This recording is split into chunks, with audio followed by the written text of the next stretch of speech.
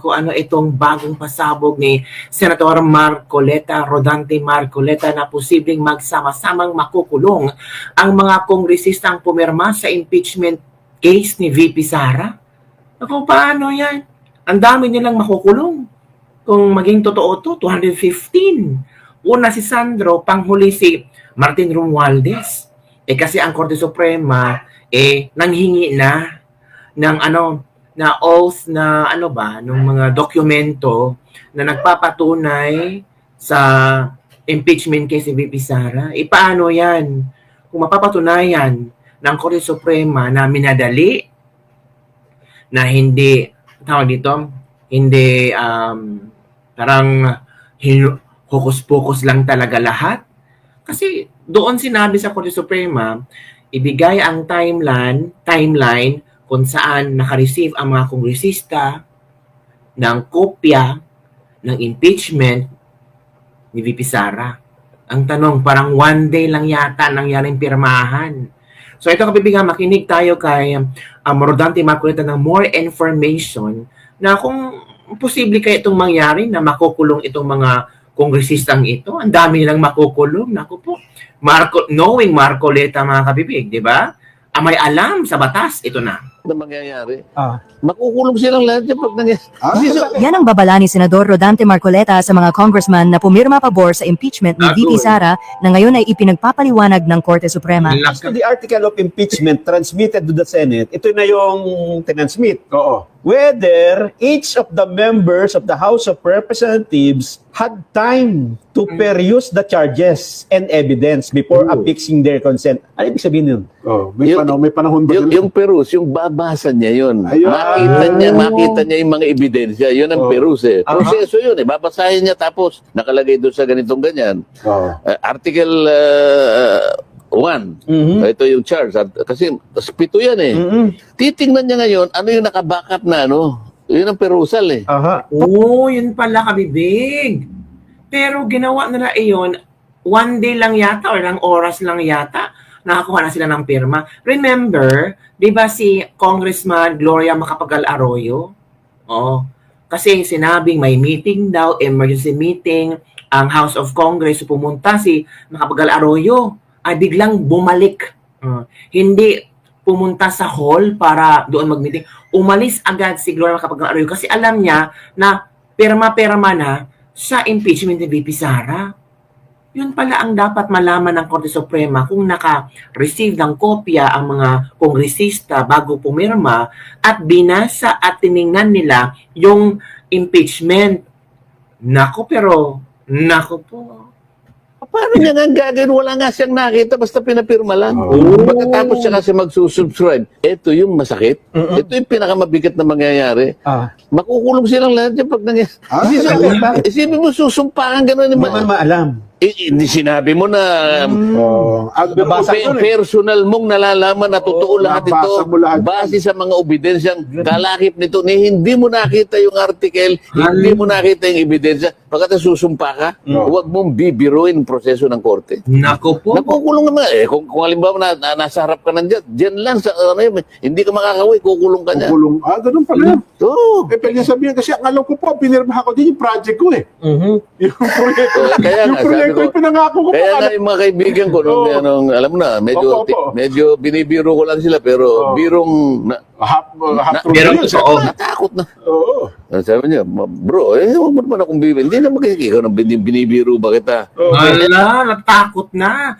Ang mga kongresista, mga kabibig, kahit binibiro ni Senator Marcoleta, pero half-baked biro yun ha.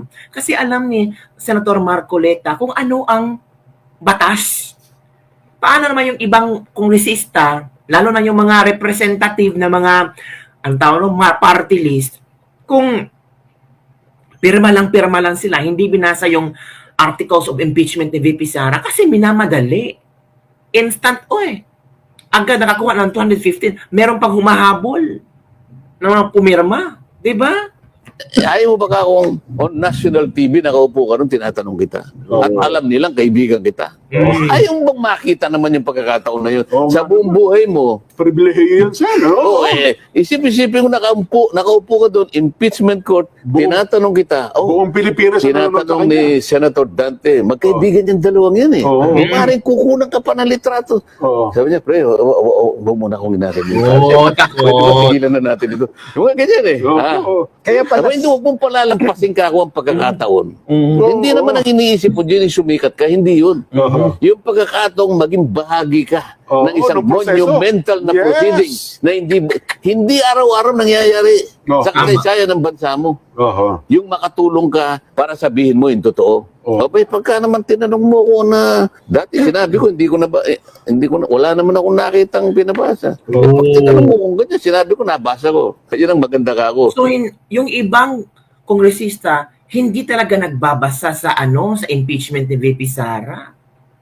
Hindi nagbabasa yung iba. Kasi sinabi, kaibigan ni Marcoleta, sinabi nang hindi siya nagbabasa, basta pirma lang siya ng pirma. Hala ka! Yung aminin mong nabasa mo. Dahil mamamatay ka uli. Wag mo na akong isama dyan. Ano ba gusto mo nga akong mangyari? Huwag mo na nga akong isama, please. Yun. Hindi ka ako kaibigan kita. Oo. bilang Senator Judge ba, may kapangyarihan ka? In case lang, sir, ha, na may trial na, natuloy. Halimbawa lang. Oo. Kaya nga kayo. Napatawag ng mga ganyan, mga Mga congressman, halimbawa, yung mga witness. Halimbawa, Bakit hindi? 215. Oo. Tumawag lang kayo ng 10, halimbawa. Bakit hindi? Pwede. ganun ba yun? Oo nga, Judge Pwede na pala. ka. No? Isusupina. Sila yung sila yung complainants eh. Oo. Complainant ka. Ayaw mong tanungin ka, mapagtibay yung complaint mo. Oo. Para makita ng buong Pilipinas na talaga, nagtututo ito. Oo nga naman. Talagang ngayon, idideklara niya ang katotohanan ng kanyang naalaman nung binasa niya o hindi niya nabasa o nagkukunwari siyang binasa niya. Oo. Hindi binasa o nagkukunwaring binasa. Tatlo lang yun di ba? So, may karapatan pala ang mga senador na ipapatawag itong 215 congressman na pumirma. O dapat yung mga congressman, kung matuloy yung impeachment, dapat mag-memorize na kayo ng mga script nyo. Magtawag na kayo ng mga lawyers ninyo.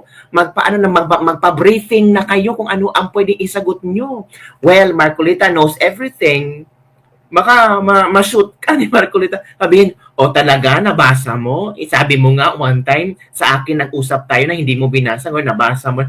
Shoot sa banga talaga. Nabasa niya ngunit hindi niya naintindihan.